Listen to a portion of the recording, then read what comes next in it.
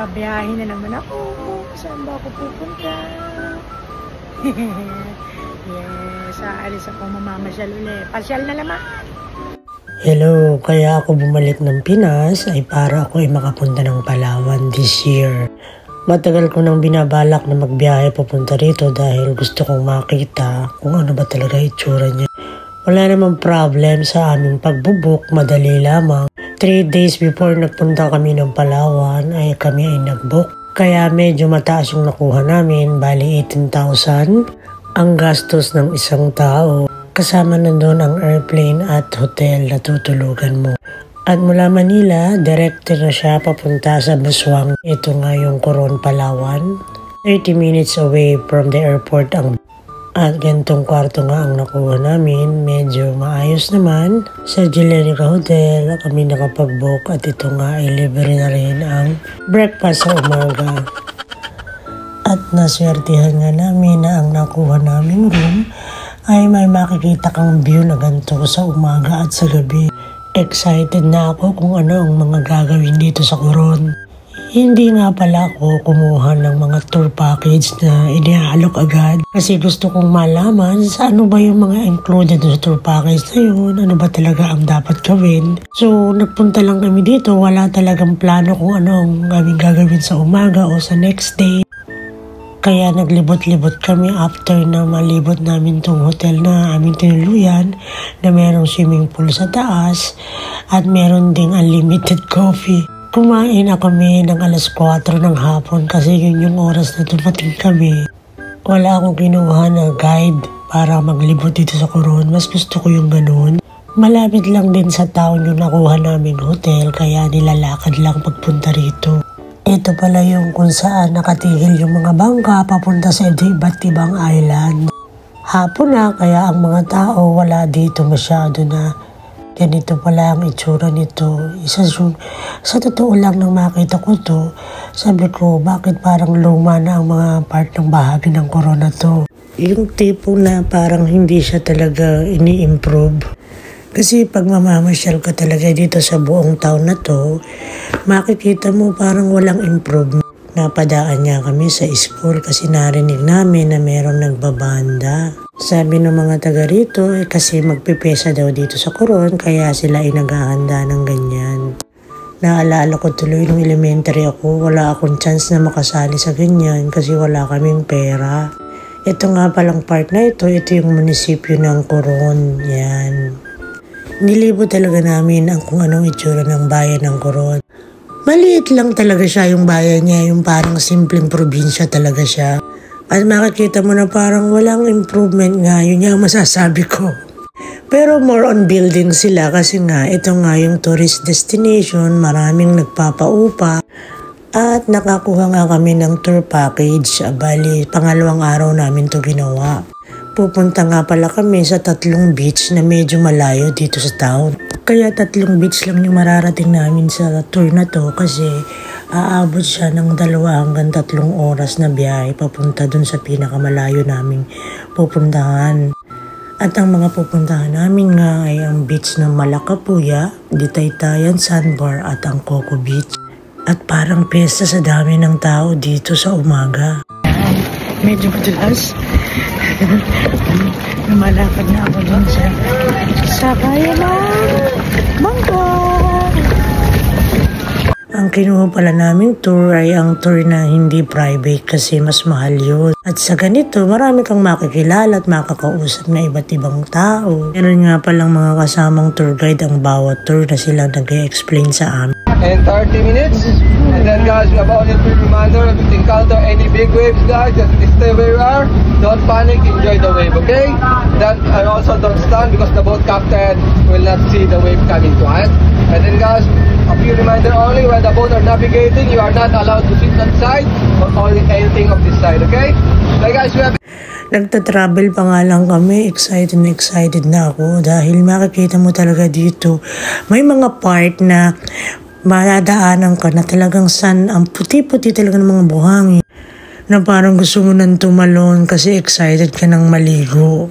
Ang unang destinasyon nga pala namin ay ang Malacapuya Beach na sinasabi nila na pinakamagandang site para ikaw ay mag-snorkeling. Kasi doon nga maraming corals at saka mga isda na talagang makikita mo dahil sa linaw ng tubig.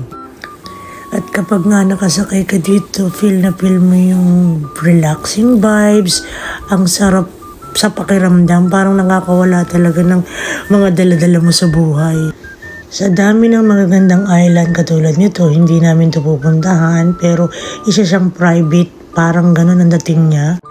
At makikita nyo, may mga part na green, tapos may part na parang ma-dark yung tubig. Ang ibig sabihin pala ng mga ganun ay yung tapat na yun ay sobrang puti ng buhangin. At yung tapat na medyo maitim yung kanyang tubig ay medyo ang kulay ng buhangin ay iba, katulad yan o kitang-kita mo ang puti ng buhangin sa ilalim. Kaya pag sa malayo makikita mo para siyang Lake Louise ng Canada. At nga namin yung isang isla na yan na apakagandang tingnan. Tingnan mo nasa gitna ng dagat na akala mo daan. At ito na nga yung pupuntahan naming island, yung tinatawag nilang Malacapuya Beach. Kung saan makikita mo talaga, unang tingin mo pa lang, makikita mo, ay, ayoko nang umuwi. Mapapawaw ka talaga sa ganda. At habang doon papalapit na nga kami doon sa aming titigilan, ay kinikilabutan ako sa ganda. Hindi ko maipaliwanag yung aking nararamdaman. Ang narating ko palang kasing white sand ay ang Boracay, pero ito kakaiba rin ang vibes dito. Kapag ikaw na mismo ang nakakita ng ganitong eksena o ganitong lugar, ikaw na mismo yung matutulala sa ganda ng iyong nakakita kasi para siyang nasa movie lang, tapos ngayon ikaw na naandito.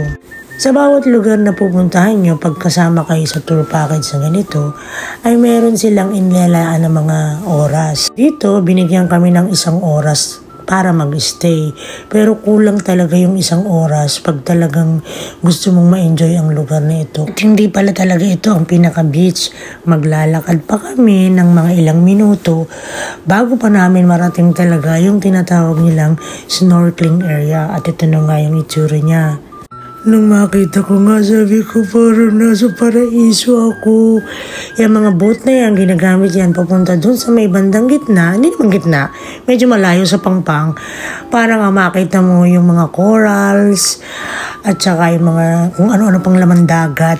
Kasi ito nga daw yung tinatawag nilang pinaka-the best snorkeling area dito sa Coron. Pero hindi ko palalagpas ngayon. Kaya na-feel ko siya. Nung una kinikilabutan ako habang nagpapakain ng isda. Pero ang ganda talaga. At pagkagaling nga namin sa Malacapuya Beach, ay magta-travel pa kami ng 40 minutes halos papunta rito sa tinatawag nilang Coco Beach. Dito talaga sila halos nagla-lunch. And may mga nakasabay din kami mga ibang tour group. At kahit ito ay maliit lang na beach, maganda pa rin siya kasi nakita niyo yung mga kubo-kubo sa taas, pwede ka magpa-picture. At pagkatapos doon, dinala naman kami papunta sa Ditaytayan Sandbar. At nakikita niyo ba yung nakikita ko? Para kang nasa paraiso talaga, no? White sand talaga kasi makikita mo yung clear water na yan. Puting buhangin talaga ang nasa ilalim niyan. Ang tawag nga pala dito ay Ditaytayan Sandbar. Sa tuwing bababa nga kami, kinikilabutan ako sa ganda. Kasi parang hindi ako makapaniwala na may magandang lugar na ganito sa Pilipinas. Siyempre sa bawat pagbaba namin, kailangan lagi kang may instruction kasi nga baka maiwan ka ng bangka. Hi guys, welcome to our last stop, Ditaytayan Sandbar, but the water a little bit high side, that's why the sun not only that side, but almost if low tide, the sun not almost go that side, okay? And also guys, if you want to do snorkeling, go that side only. Here, this water a little bit calm, don't go to the other side because a lot of wave, okay? Now, just go back to the boat at 3:30. Because at 3:30, we need to go back now to the town because I think from here going to the town, we'll travel almost 2 hours. Okay? Isa ito sa Sandbar. Ang ganda no, grabe. Ang ganda talaga dito. Mamaya sunog na sunog ka. Yan oh. Yes. At yun na nga, enjoy na enjoy ako. Napakaganda, napakaliinit ng tubig. Tamang-tamang maglangoy. Na-enjoy ko ang package na to. 3 beach yung napuntahan namin sa loob ng isang araw. At sa next day, magkakaroon pa uli kami ng ibang travel. So, thank you guys sa panonood. Ito yung part 1 na ginagawa kong video. Napakahaba, kaya pintol-putol ko siya. Thank you for watching.